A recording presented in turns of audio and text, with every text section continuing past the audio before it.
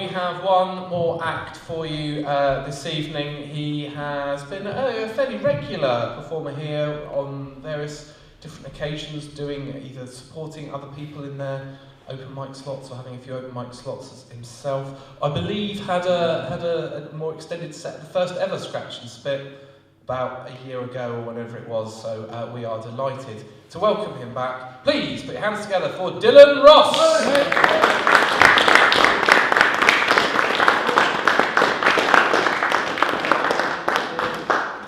Thanks. The only person to bring a pint on stage. Right. Okay, it's been a wonderful evening. Hope it's still going to be wonderful, but a little bit more political. Yeah, sorry. Yeah, we'll do some poems then about revolution. Of what's been true of all revolutions, right from the beginning, the French, the American, all of them.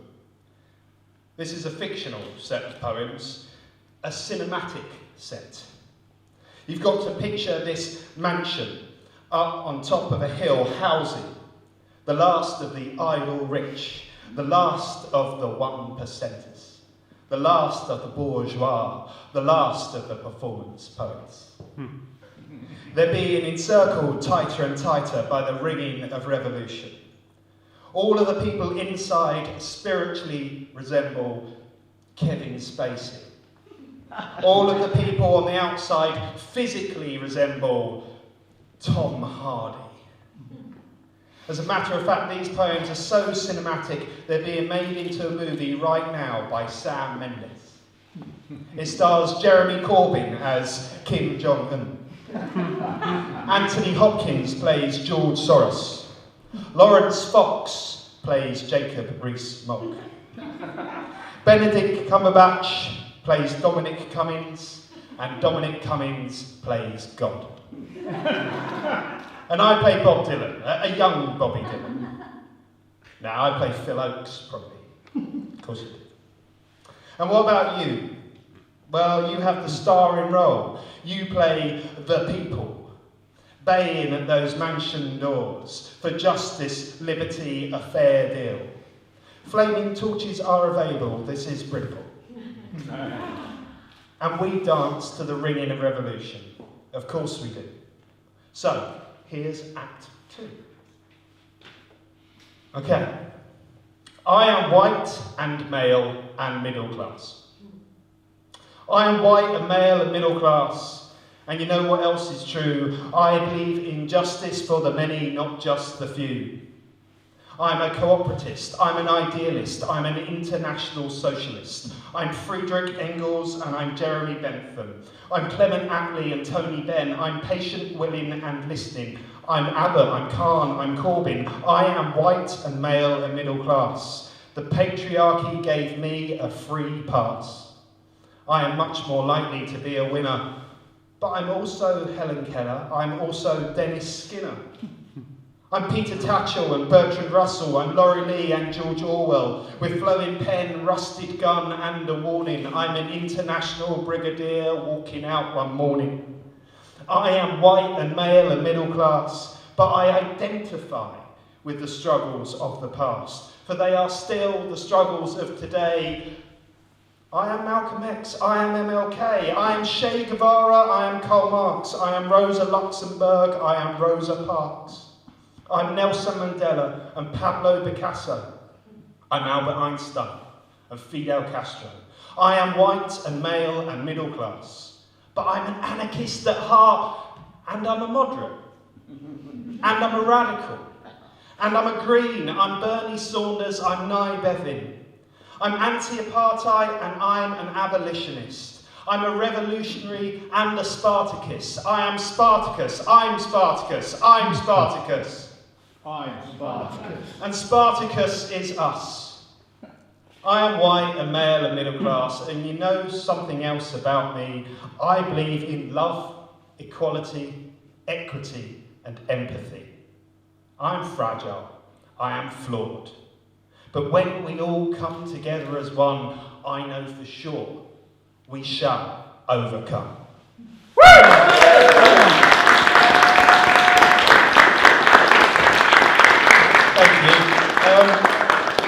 I raise an eyebrow myself to the line about me being Malcolm X and MLK, and there might be some cultural appropriation going on there, but a wonderful poet, performer, writer, Miriam San Marco, was saying the other day about how performance poetry comes from the Harlem School. So all us white, male, middle class, men, women, lower class, upper class, whatever, we all owe a lot to that Harlem sound. And I noticed Peter was doing some brilliant poems about the digitisation of love, and he was also wearing a Gil Scott-Heron shirt. So this is called The Revolution Will Not Be Digitised. You will not be able to save it for access later, brother. You will not be able to plug in, log on and download. You will not be able to lose yourself online and hide behind VPNs, firewalls or avatars, because the revolution will not be digitised. The revolution will not be live streamed into your living rooms in 4K ultra high definition. The revolution will not come pre-packaged on compact disc, DVD, Blu-ray disc or USB. It will not be simulcast in all territories or via peer-to-peer media. The revolution will not have its own page on Wikipedia. The revolution will come without an API, OAuth key, iframe or any way to embed it. It will not have captures or two-step authentication. The revolution will not have a sitemap, timestamp or well-designed navigation. The revolution will not come sequenced, ready to be data mined or analysed, because the revolution will not be digitised. The revolution will not be data-driven, object-orientated or procedural. It will not have arrays, functions, arguments or variables. The revolution will not be held in relational tables. The revolution will not be responsive. The revolution will not be digitised. The revolution will not crave mentions. It will not count impressions or seek influencers. It will not worry about click count, click through, click rate or clickbait. The revolution will not change the world with a watch party. There will be no forum, Reddit or subreddit. The revolution will not care if anyone likes it, pins it or shares it. The revolution will not be written in 140 characters, or even 280 characters. It will not be written by an egg or by a bot. It will not be retweeted, recustomized, recompressed or resized. The revolution will not be search engine optimized. The revolution will not be synced, hyperlinked or backed up. The revolution will not be part of any network. The revolution will not be digitized. The revolution will not be 2.0. The revolution will not have the option to go incognito.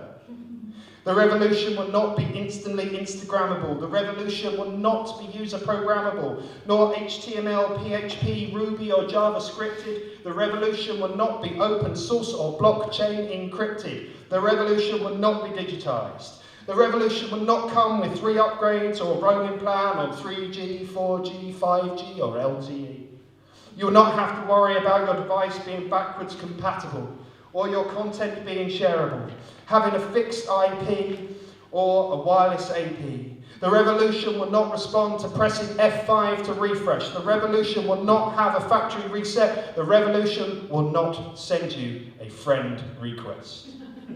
The revolution will not be digitised, will not be digitised, will not be digitised. The revolution will be analogue, brothers and sisters. The revolution will be offline. Yeah.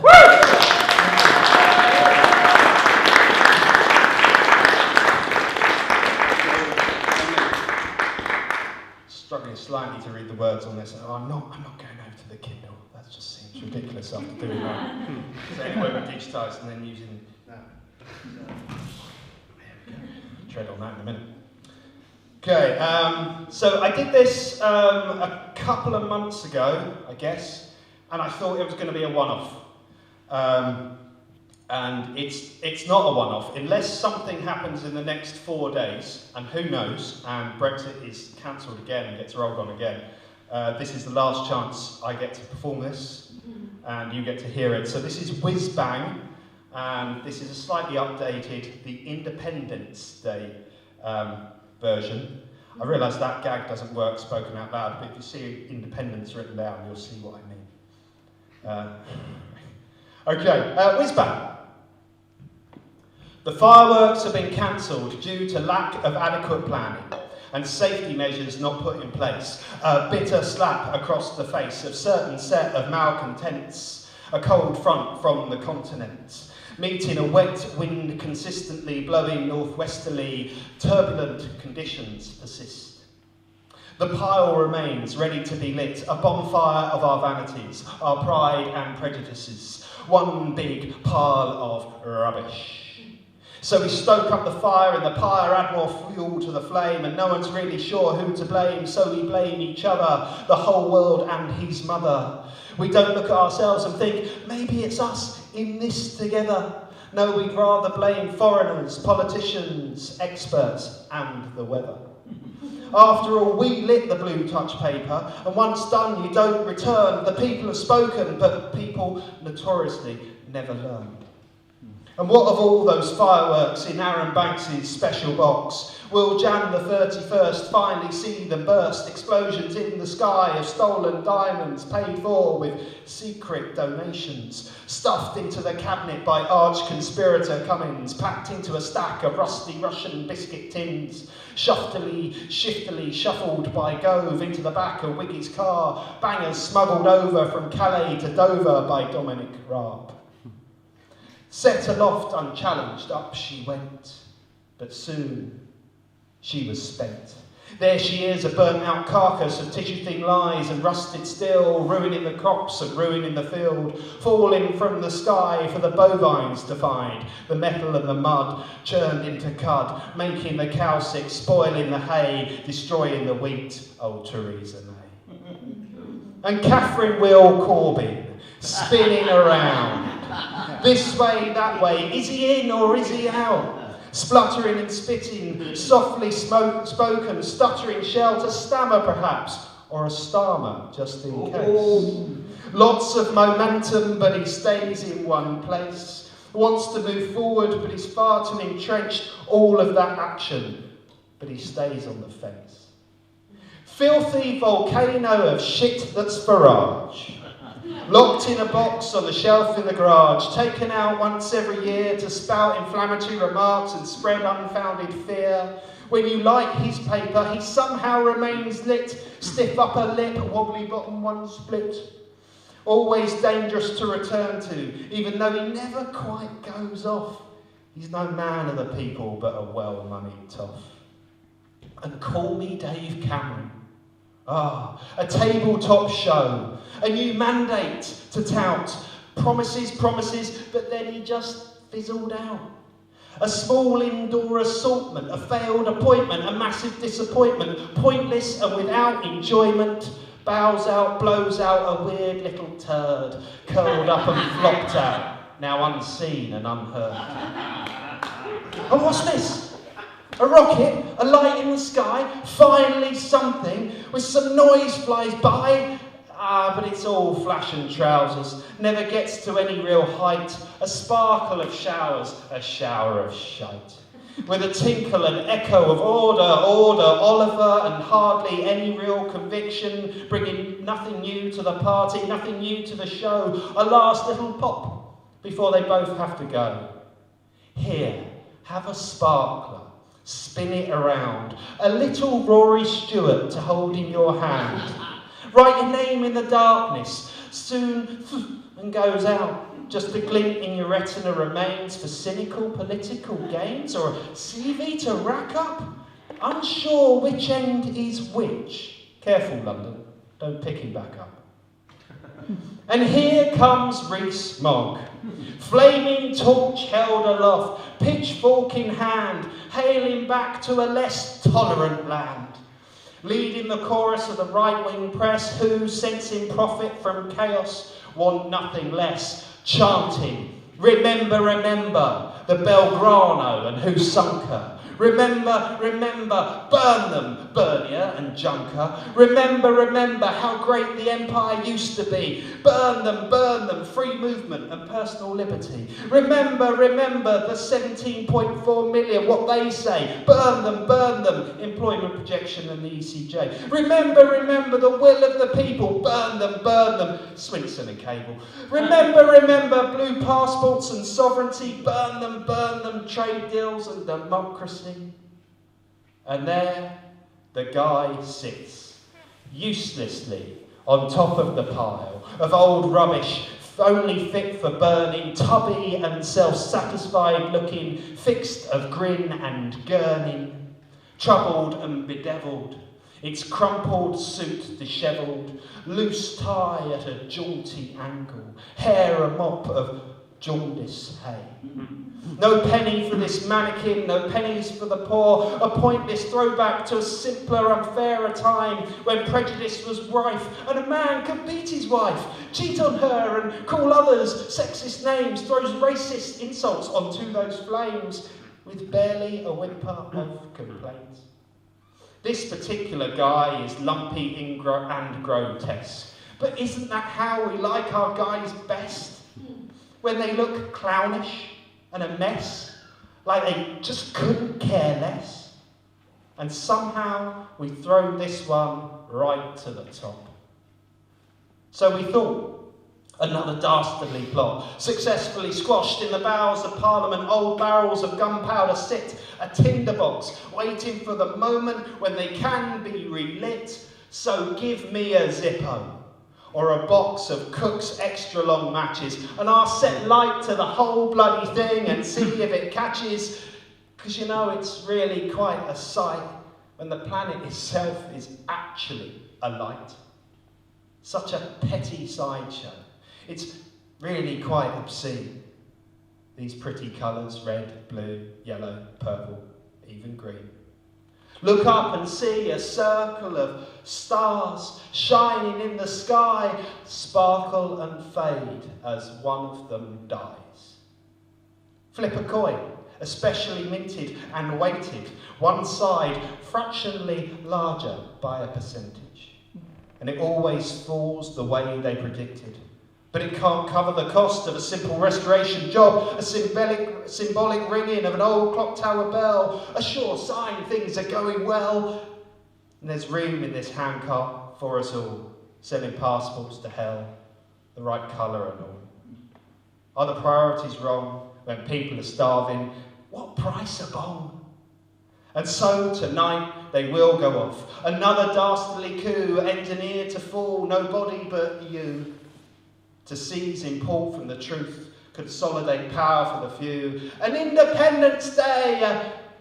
Hip, hip, hollow hooray.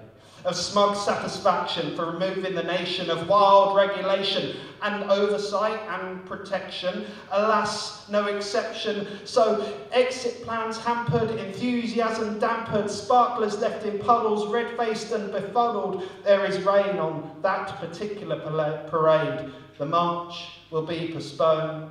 The participants don't like going out, at least not that far from home. Stomp in the street, the people forget, a lack of feet.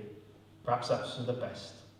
The fireworks should have been cancelled, due to a lack of adequate planning and safety measures not put in place. Turbulent conditions persist. Perhaps we should never have agreed to this and listened to what the experts said. I mean, the forecast looks bloody awful. We should have stayed in instead. Thank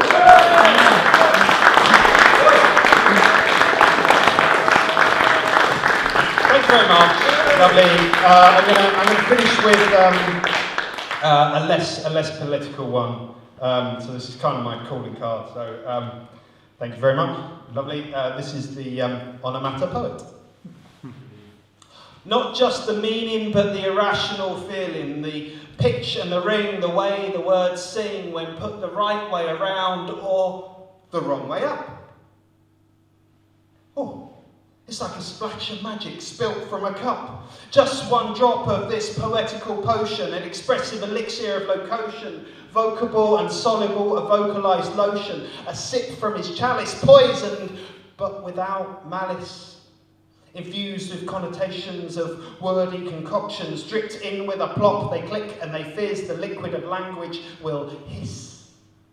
And the buzz that saturates and insinuates permeates and percolates, rises up all around, obscures and obfuscates, a fog of meaning surround, thrust into the midst of the mist of the message, the gist almost lost in the gist, a drift of the passage, a sniff as something suggestive, a sense as somehow excessive, the sensory smoke puffs. The lyricist huffs, lines that he wrote get choked in his throat, his rasping voice broke, eventually he croaks, struggling to be heard, recitations, murmuring incantations, barely audible invocations. He coughs, splutters and hacks, till his mind cracks and his foot stamps and he goes back to the paper he is brandishing, flapping and ruffling, he pauses. This is the greatest of causes! He suddenly roars, his hand shaking, voice breaking, he emotively implores, his lips smacking, eyes snapping into focus, grabs hold of the nucleus and splits it, grabs hold of his posy and spits it, grabs hold of his disparate pose and knits it into verse. With his favourite words, those he has heard and enjoyed, and some he has coined, new ones purloined and rejoined and enjoined and formed into an order which he deems important, his intention to portend, and auspiciously, alliterative alchemy, meaning to make them mould to the memory, using this form of rhetoric so they don't forget it, rhythmically and repeatedly, the power and the meaning, once more with a feeling. He repeats lines for effect, he repeats lines for effect, and for effect, he repeats them slightly differently. Playing on the sonics with a tendency to euphonic, the poet yields to the illogical fields of his reason, and in doing so, leads to the advancement of his magical enchantment. From the words he spoke, the spirits invoked, the feelings evoked. Each word teased and tickled, poured and trickled, toyed with and played, splattered and splayed, electrically humming, statically crackling, mashed up and smashed up, cooked up and sizzling, until he is positively singing them, his sonorous speech increasing his reach to those at his feet, he beseeches, practically screeches, listen!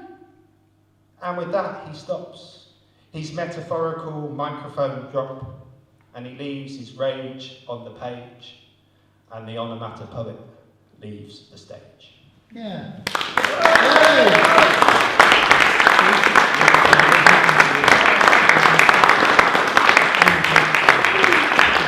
Here we go, please, Dylan Rob!